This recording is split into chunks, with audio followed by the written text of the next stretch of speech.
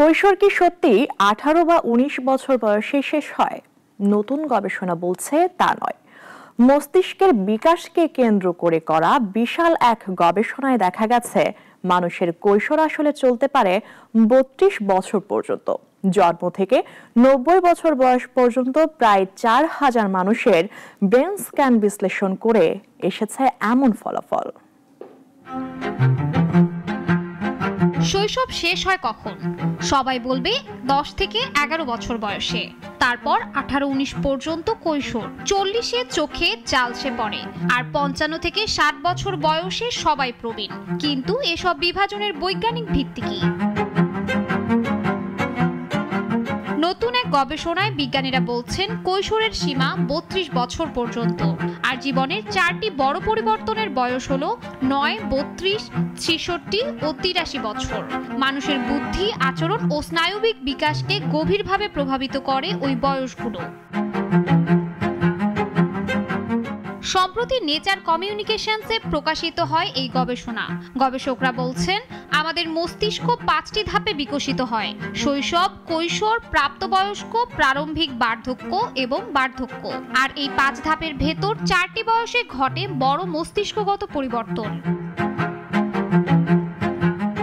শৈশব থেকে 9 বছর পর্যন্ত মস্তিষ্কে সবচেয়ে দ্রুত বাড়ে গ্রে ম্যাটার ও হোয়াইট ম্যাটার।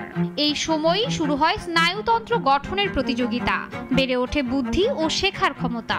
এই বয়সের শেষ দিকে শুরু হয় বয়ঃসন্ধি, সঙ্গে হরমোনের পরিবর্তন এবং মানসিক অস্থিরতা। এরপর আসে দীর্ঘ ও বিস্তৃত কৈশোর, 9 থেকে 32 বছর পর্যন্ত। আগে ভাবা হতো কৈশোর শেষ হয় 20-এর আগেই, কিন্তু গবেষণা বলছে 32 বছর পর্যন্ত মস্তিষ্কের নেটওয়ার্ক পুনর্গঠন হতে থাকে। ব্যক্তিত্ব ও বুদ্ধিমত্তা এই বয়সেই গিয়ে স্থিতিশীল হয়। বিশেষ করে পশ্চিমা দেশগুলোতে এই পরিবর্তন আরো স্পষ্ট। 32 থেকে 66 এই সময়টিকে বলা হচ্ছে প্রাপ্তবয়স্ক ধাপ, যেখানে মস্তিষ্ক স্থির ও বড়, পরিবর্তন কম। বুদ্ধিমত্তা ও ব্যক্তিত্ব থাকে প্রায় একই পর্যায়ে। 66 থেকে 83 শুরু হয় ধীর অবক্ষয়ের সময়। হোয়াইট ম্যাটার দুর্বল হতে থাকে, মস্তিষ্কের অংশগুলো আলাদা আলাদা কাজ শুরু করে। এ সময়ই অনেকে উচ্চ রক্তচাপ ও ডিমেনশিয়ার ঝুঁকিতে পড়েন। আর 83-র পর বার্ধক্যের শেষ ধাপ, মস্তিষ্কের বিভিন্ন অংশের সংযোগ দুর্বল হয়ে যায় এবং সার্বিকভাবে জ্ঞানীয় ক্ষমতা কমতে থাকে।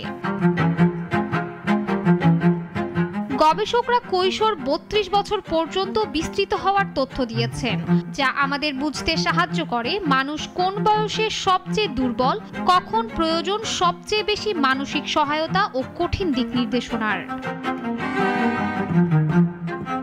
শাশ্বতী সরকার, নাগরিক।